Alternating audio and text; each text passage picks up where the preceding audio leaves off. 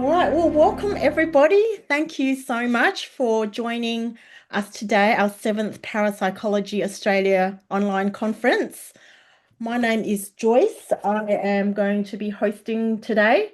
I am the Vice President for the Australian Institute of Parapsychological Research, and I also work as a psychologist in near Perth in Western Australia. A little bit about the Australian Institute of Parapsychological Research, or the AIPR.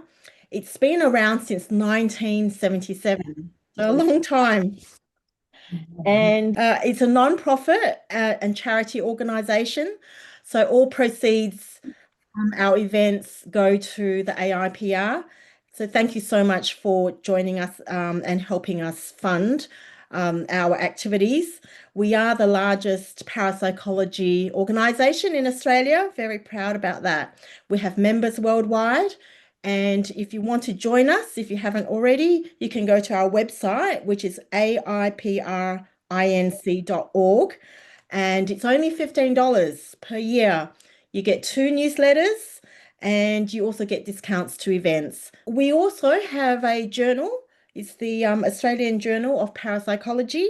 And for $70, you can get a physical uh, copy sent to you, so twice a year, or for $35, you can get an e version of the journal. So lots of interesting research in that journal. We have 2 events a year, usually mid-year. We have an online event like today, and towards the end of the year, usually the first weekend of December or the last weekend of November, we have a physical in-person conference in North Sydney. We also have online courses. You can work towards getting a certificate in parapsychology and advanced certificate in parapsychology. The units are around $100 to $124. So it's very affordable. And yeah, so check out our website. There's a wealth of resources and other information on there as well. So You've pretty much covered everything on the website, but there's more there if people want to explore it. So there's readings, for example, lots of readings that people can read online or download to read later. We also provide help to people, clinical or non-clinical, not in a very heavy way, but in a light sort of a way to identify a problem, and then we can sort of refer people on to other specialists or professionals if the case needs doing. Perhaps you could talk about that more, Joyce, about the clinical. oh, yes, yes. So we do actually have so Rob Tilley is a full member of the AIPR, and he does clearings, so house clearings. So yeah, he provides that service. I'm a psychologist, so we're not going to. You can ring us, and we can have a chat and refer you on. We yeah, we're all volunteers, so we can't provide full services. But we will be able to perhaps just, have a chat and then refer you on to someone else that might be able to help you. Or just ring us for any interesting stories. Yeah, we're always open to that. Yeah, is there anything to do with research, Lance? Do we have any research funding at all? Well, we used to. We used to, we don't We're always on anymore. the, Yeah. on the we're also always on the hunt for people that want to donate to research, and there's an option there, a donation option on the website. Yes. People can make donations and stipulate how they want the money spent, for example, to go towards research. There are various avenues for parapsychological research, but they're outside our institution. So we just simply lack the funding to be able to fund research on a major scale. We'll get started. Yeah, very excited for today. We've got a wonderful lineup of speakers and topics, a real smorgasbord of different psychological topics. We've got spiritual emergency, mindfulness, um, shared death, near-death experiences, and looking at different belief systems and superstition. Yeah, so all very different. I'm so looking forward to it. So without further ado, I will introduce our first couple of speakers. So we've got Monika Goretzki, and she's a registered psychologist and certified yoga and meditation instructor. Monika completed a Bachelor of Science in psychophysiology and psychology at Swinburne University and has a PhD investigating psychosis and spiritual emergency at Adelaide University, where she continues as a visiting research fellow. As a lecturer in higher education, Monika has also taught various courses with transpersonal counselling and psychotherapy diploma and degree programs. Lance has earned his Bachelor of Arts with honours in psychology and a PhD in parapsychology at the University of Adelaide, South Australia. He has published in Psychological Bulletin, the Journal of Parapsychology, Journal of Scientific Exploration, and elsewhere. He is a full member of the Australian Institute of Parapsychological Research. He's actually our treasurer, and of whose journal, the Australian Journal of Parapsychology, he is the chief editor. In 2012, he was awarded the Outstanding Contribution Award by the Parapsychological Association. He is the author of The Enigma of Numbers, A New Approach to PSI, and A New Approach to Synchronicity. As a research fellow, he conducts psychological and parapsychological research in the School of Psychology at the University of Adelaide. So they're both going to present the psychology and parapsychology of spiritual emergence. Yeah. I'll get started. Okay, thank you. Thanks for that, Joyce. I'm really excited to be here. I'm looking forward to all the talks today. It sounds amazing. And thanks to the AIPR and inviting us to talk about our research. So if Lance, because you have the slides, can I just say change slide and you'll move it on? Is that all right? Yep. Okay, yep. So let's go to the next slide. It's not working. Okay. There we go. Fantastic. All right. So it was in the early 90s that Stan and Christina Grof created the term spiritual emergency to describe a critical and experientially difficult stage of a profound psychological transformation that involves one's entire being. Spiritual emergency generally consists of non-ordinary states of consciousness that can involve intense emotions, visions, and other sensory changes, as well as unusual thoughts and physical manifestations. Spiritual emergency often leads to a transformation. The emergency leads to an emergence, a spiritual awakening, or a new attitude towards life. And so you may wonder, what does spiritual emergency have to do with parapsychology? Well, in their research, the Grofs found a marked presence of psychic ability or experience during the SE process. And this has prompted one of our research questions that we're presenting today. Does spiritual emergency guarantee psi or give an advantage to the experience of psychic phenomena? We'll come back to this later. But firstly, we'll get a better understanding of the various phenomena which one may experience during a spiritual emergency. So we'll start with the dark night of the soul. This is a metaphor to describe a lonely and desolate period of one's life when one seems to be cut off from one's greater self or God. The term is derived from the writings of a 16th century Spanish Carmelite monk named John of the Cross, and he was a religious reformer who was imprisoned for his actions. And it was during this incarceration he produced a poem called The Dark Night, and this poem described the effects taking place within the individual during their spiritual development. So the dark night of the soul illustrates the journey of uncertainty and despair. It's a passage that needs to be taken to be receptive to profound inner healing and divine inspiration. So next we have the awakening of Kundalini.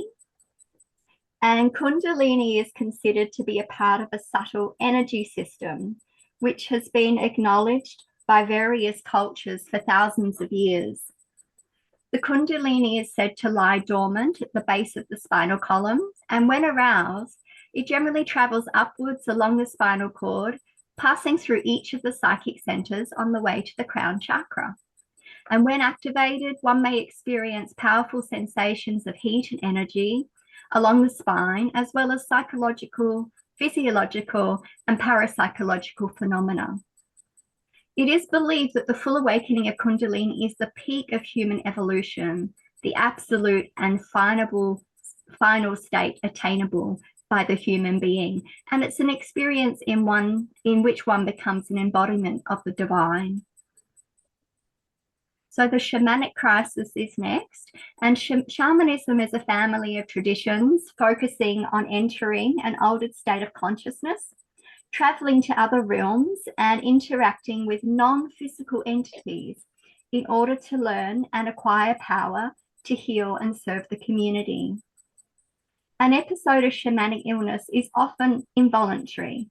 There seems to be a universal pattern following a sequence of illness, self-healing, and the development of healing powers. And during the process, an individual may lose contact with their environment, appear to be dying or going crazy, be plagued by mysterious illnesses, experience hallucinations, visions, and dramatic dreams. The shamanic illness cannot be seen as a process of purification, as it annihilates the former personality and gives access to the hidden and highest potentials of human existence. So episodes of unitive consciousness is the next one, and this has been recorded throughout various cultures for thousands of years. During the experience, one may feel they have transcended time and space, as well as experiencing strong feelings of joy, bliss, serenity, and peace. There may be a sense of infinity, eternity, a non-dual state of ecstatic union with humanity, nature, and God, as well as a profound feeling of sacredness. And next is psychic opening.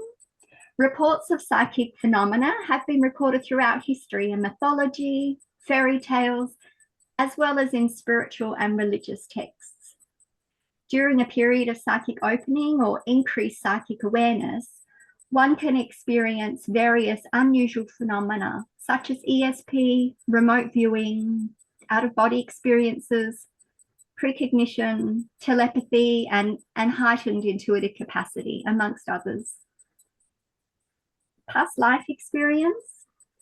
So spontaneous recollections of past life experiences are often triggered by memory cues, such as traveling through an area where one claims to have lived, or seeing someone whom one claims to have known in their previous life. A typical case would begin with a young child, say 2 to 3 years of age, spontaneously giving details about a previous life, their family, geographical location, possibly some significant life events, and the circumstances surrounding their death. Special skills or phobias have also corresponded to experiences in the claimed past life, and the position of birthmarks or bodily deformities often correspond to the cause of death in the past life.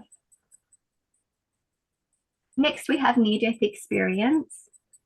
And a typical near-death experience will begin with someone leaving their physical body and viewing it from above, traveling through a dark tunnel, often at great speed, arriving at a bright open space, meeting loved ones and a benevolent figure, often experiencing a life review, and then reaching some kind of threshold where they need to make the decision, or they're forced to have this, or it's forced upon them to return to the physical body. So each experience is different, but often they involve a cognitive component, such as time distortion, thought acceleration, and an affective component, such as feelings of peace, joy, and cosmic unity. A paranormal component, such as enhanced vision or hearing, ESP, precognition, and of course the out-of-body experience. And a transcendental component, including encounters with an unearthly realm, a mystical being, and their deceased loved ones. And the next spiritual emergency is possession states. And spirit possession has played an important role in historical religious traditions and was often induced through fasting, drumming, and dancing. The possessed person's mind, body, and soul is taken over by an external force, spirit, entity, or a separate personality. The possessed experience face and body contortions, spasms and cramps, and alterations in their voice. Some anthropologists consider possession a culturally shaped, altered state of consciousness with similar experiences occurring within many belief systems around the world. Next, we have the activation of the central archetype. And archetypal images are primordial patterns and form the basic content of religions, mythologies, legends, and fairy tales of all ages. They can arise in dreams and visions, during times of deep psychological analysis, or during episodes of mental illness. The archetype representing the center or the central archetype expresses psychic wholeness and totality. The activation of the central archetype can be understood as the psyche's effort to transform its entire structure of values, meanings, and cultural orientation. And next we have experiences of close encounters with UFOs. So here we see a typical encounter starting with the sight of a bright light or the appearance of strange beings. One feels powerless and controlled, unable to move, and may find themselves being transported onto some type of craft, typically finding themselves in a brightly lit room filled with unusual equipment. They're often stretched out on a bed or an examining table, while a non-human being performs what the experiencer believes is to be some kind of a medical examination. After this, they're programmed to forget, or their memories are somehow erased, and they feel confused upon their return, often reporting significant amounts of lost time and unusual markings in their bodies. So as you can imagine, without prior understanding or some kind of roadmap to navigate these unusual experiences, the experiencer may easily become bewildered and find it extremely difficult to process and communicate their experience to others in a coherent way. Let's have the next slide. However, if we can successfully navigate the spiritual emergency, the outcome often leads to the emergence or awakening of a new capacity or a talent, such as an increase in creativity or intuitive ability, and in some cases, the development of a genuine psychic gift. However, in contrast, a negative reaction to a spiritual emergency can include such phenomena as delusions and hallucinations, which is why many clinicians will misdiagnose these experiences as some type of psychotic disorder. And this may lead to various unfortunate consequences for the experiencer. So, although the evidence indicates that spiritual emergency is independent of psychosis, most clinicians still lack understanding and knowledge regarding spiritual emergency. And you may wonder if those experiencing spiritual emergency feel like they are psychotic. Well, the Grofs found that people experiencing spiritual emergency are generally lucid and have a sense of their own inner processes. They realize that the changes in their experiential world are due to the changes they are experiencing within and are not the cause of external events. In contrast, it's generally believed that people experiencing psychosis lack the insight to see that the condition has something to do with their own psyche. And so coming back to our earlier question, since many people are psychic and not all of them have SE, does SE guarantee psi or give an advantage towards psi? Well, ultimately, we're not sure, as reports of psychic experience are largely anecdotal. There's no objective research on psychic opening. So in our study, Lance and I sought to clarify and understand the proposed relationships between psychic opening, and spiritual emergency. Psi generally includes things like ESP, telepathy, clairvoyance, and precognition. And in this study, we tested precognition.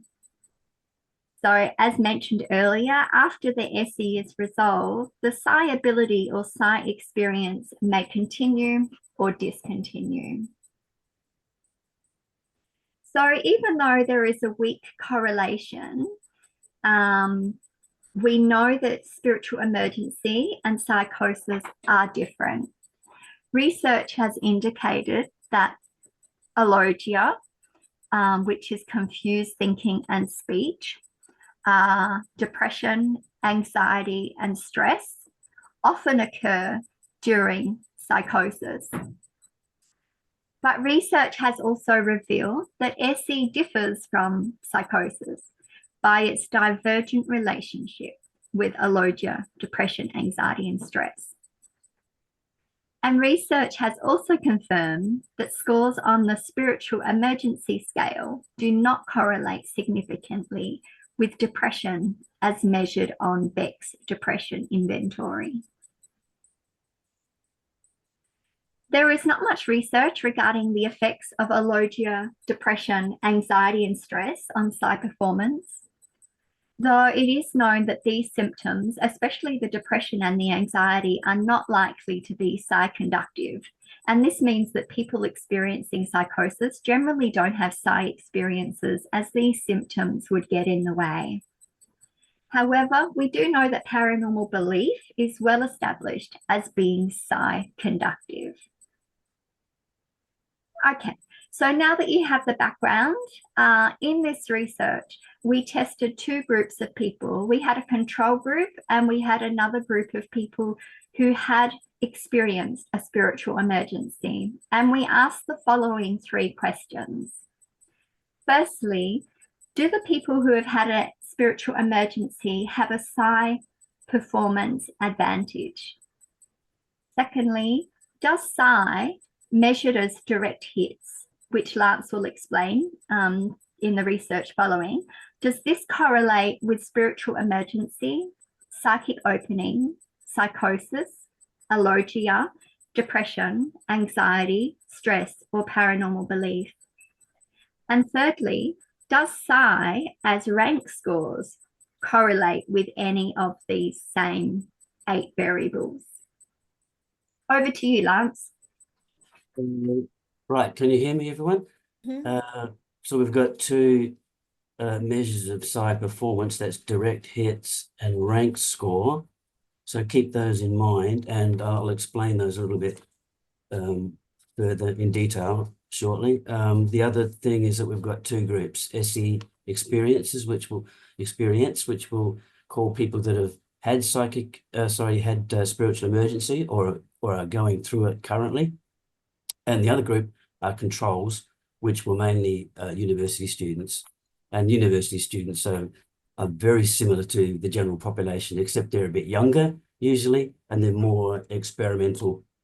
So mainstream society is a little bit more conservative, but otherwise, university students are very good as control subjects. So as far as methodology is concerned, we measured alogia, which was just described to you as confused speech or problems conveying your thoughts and ideas in language. The other problems are depression, anxiety, stress, and paranormal belief, of course, is not a problem unless you're a skeptic and you think it's a delusional state. Okay, but we don't think so. So we conducted a size test. Actually, it's a precognition test, which will become clearer as I go along. Precognition is a good thing to test because there's no way you can fraud can enter into it, because the actual target hasn't been generated yet. You're asking people to say what they think will happen or what image will appear, and then the image is generated. So it eliminates a lot of problems. As I said, we test two groups, controls and the SE experience.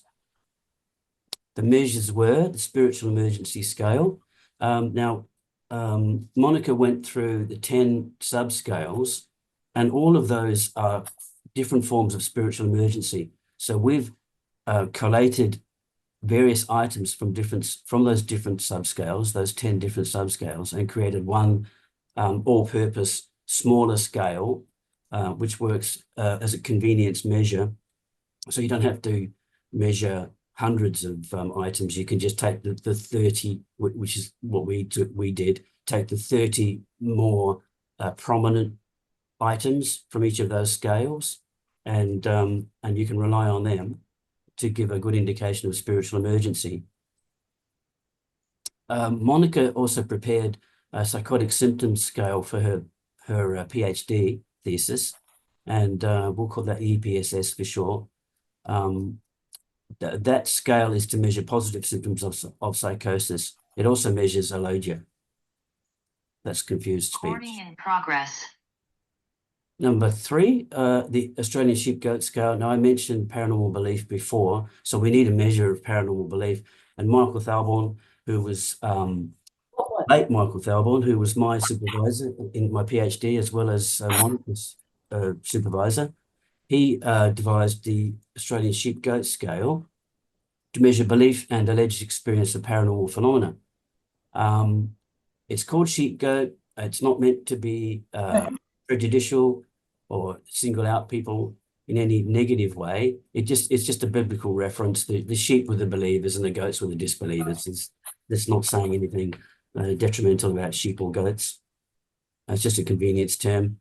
And the 4th measure was depression, anxiety, stress scales, because we want to look at depression, anxiety, and stress, obviously. And now the materials, what did we use to actually test this psychic skill or psychic ability? Well, there's a thing called the Corel Stock Photos Library, and there's 300 photographs, and they're all pulled into different categories, groups, and with different numbers of photographs in each of them. There's 12 groups altogether into 5 different categories. So the categories can be like waterfalls, buildings, mountain scenes, that sort of thing. And these are presented on screen via a desktop computer or laptop. I used a desktop computer in my laboratory, and when Monika did her testing of people with spiritual emergency, she may have used a laptop, or other people may have used a laptop. We need a random number generator to get access to those photographs. You can't just dip in like a lucky dip or whatever. You need a very systematic, foolproof system that's truly random to give every photo, every one of those 300 photos, an equal chance of coming up. Because if you have any biases, that can ruin your statistics and create an artifact. The creator of the random number generator that I used is Helmut Schmidt, which you can see in the photograph there. And my device is pretty similar to that one. 1, 2, 3, 4, 5, 6, 7, 8, 9, 10. He's got more lights. Mine was like a clock face with 12 lights. But other than that, they work the same way. And the lights just rotate in a sort of simulated motion. And what I did was number the lights to give me group numbers and category numbers. And that's how we identify targets and target sets. Before people actually use that device to generate a target photograph, this is a future target photograph, we put them through an imagery cultivation, which is a process that Adam Rock at University of New England and myself devised many years ago now, coming up to 2 decades. And a lot of studies have been done using this system, and it works really well, if you want my opinion. What we do is put headphones on the participants. It goes for 9.5 minutes. It's relaxing music or sound effects, plus guided imagery, which I'll give you an example of that shortly. The main theme is to imagine a future target, because you're going to be looking for that photograph embedded amongst decoys. And if you get it right, that's a direct hit. But you can also get a rank score, which is another measure, and I should explain that shortly. So the control participants, as I said, these were all psychology students, in particular the first-year students. and they signed up online, and I tested them. And the SE experience, that's the spiritual emergency experience, they had to meet the criteria for suitability on a clinical level. And this was done by email or telephone interview conducted by Monika. The measures were completed on a computer. That's those. Yes. Okay. The following then followed the shamanic life journey and protocol developed by Adam Rock and myself, as I explained, and this includes the guided imagery, musical tones, and a relaxation component. We call the visualization of images in the mind imagery cultivation, or IC for short. Here are some sample instructions. Now visualize a photographic image before you, one that you will see later on the computer monitor. Imagine the photograph appearing on the computer monitor. Study the photograph in all its detail. Remember this information for later. After that, the participant does the precognition test. This involves using the random number generator, which you saw before, to generate the 5 photos and a target photo amongst those 5. So the typical array might appear like that. Once they've identified the 5 photographs, they have to go through and look for the photograph that resembles the one they visualized amongst those 5. So only one is the target, and the other 4 are just decoys. They rank the photographs 1, 2, 3, 4, and 5 according to the most likely to be the target and the least likely to be the target. So what we're looking for is to see if what the person visualized is the same as the future target. Rank 1 is a direct hit, and we use direct hits and rank scores as our 2 measures. The average rank score is 3. So you can see if you've got the photographs ranked 1, 2, 3, 4, and 5, you average it out. The typical rank score should be 3 if in a large sample, it should average or converge to 3, which means just chance explains the outcomes. Then the target's generated. Finally, the target is revealed to the participant, and we check the rank for the target. So you see anything higher than 3, that means better than 3. So like rank 1 and rank 2 are a good indication that there's psychic effect taking place. If it's 3 or greater, like 4 or 5, then there seems to be some sort of avoidance effect or just chance is taking place. So here's their preliminary findings. For the 200 participants, that's my control subjects and Monika's participants as well, all joined together. The direct hits was 25%. Chance is 1/5 or 20%. So you see if you've got 5 photographs, the chance hit rate is 20%. Does that make sense? 1 in 5? We got 25%. So that's 5% above what you should get by chance. The mean rank score is 2.84, right? Well, that's less than 3, which means, so 2.84 is fairly close to 3, but it's on its way to 1. In other words, it's on its way to direct hit. But in real life, nothing's so perfect. But 2.84 is a good score. The SE experience had significantly higher spiritual emergency than the controls. So on this is the scale scores here. Theirs was 82.12 and the controls were 49.9. So you can see from that the spiritual experiences are saying yes or true to a lot of those items in the spiritual emergency scale. And the average score is 82%. So that's like every 10 questions, there's 8 they're saying true to, whereas it's a lot lower for the controls. Spiritual emergency experience also had significantly higher paranormal belief. Now, they might already be high in paranormal belief anyway, or something's changed in their mindset because of the experiences that they've had. So those are the 2 possibilities. Fortunately for them, they had lower alogia, lower depression, lower anxiety, and lower stress. So let's get back to our questions. Do SE experience have a psi performance advantage?